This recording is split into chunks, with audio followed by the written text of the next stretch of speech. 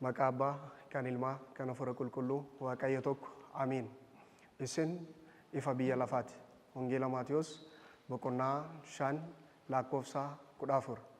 Maqaan koo Diyaaqoon Sintaayoo Taaddaseen jedhama.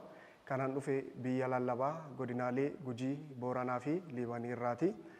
Mana amantaa Ortodoksii Tawaahidoo Itoophiyaatti kolleejiin hafuurawaa hawaasaa Taaboor Finoota Xibibii onkololeessa bara 2014 eeyyama miseensa qulqulluu Siinodoosiitiin hundeeffamee bara 2015 irraa jalqabee barattoota guutuu biyyaarraa simatee sirna baruu fi barsiisuu ifatti kan jalqabe ta'uusaa beekamaadha. Barnoota wangeelaatiin kolleejichi kun mana amantaatiif bu'aa guddaa kan buusaa kan jiru ta'uusaa beekamaadha. Nutis seenaa dhaabbata hafuurawaa kana keessatti eebbifamtoota marsaa lammaffaa ta'uu keenyaaf Waaqayyoon galateeffachaa guyyaa gammachuu kana galata guddaan kabajna.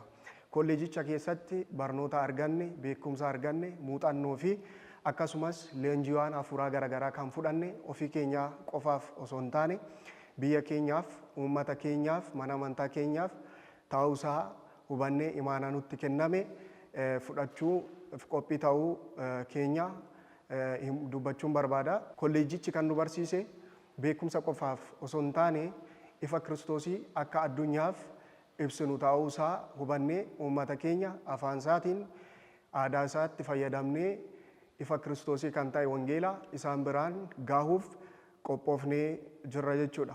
Sadarkaa kan akka geenyu kan nu deeggartan, kan nu gargaartan hangafoonni abbootiin, hangafoonni phaaphaasootaa, miseensa qulqulluu Siinodoosii keessumattuu immoo itti gaafatamoo olaanaa kolleejii keenyaa kan ta'an Abbaa Yoosef akkasumas immoo hojjettoonni kolleejichaa, barsiisonnii fi maatiin keenya galanni keessan guddaadha. Galatooma jechuun barbaada.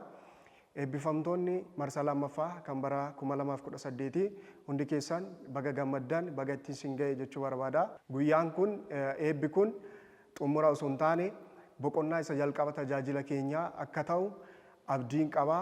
Waaqayyo biyya keenya, mana amantaa keenya, uummata keenya nuuf haa eegu. Amiin.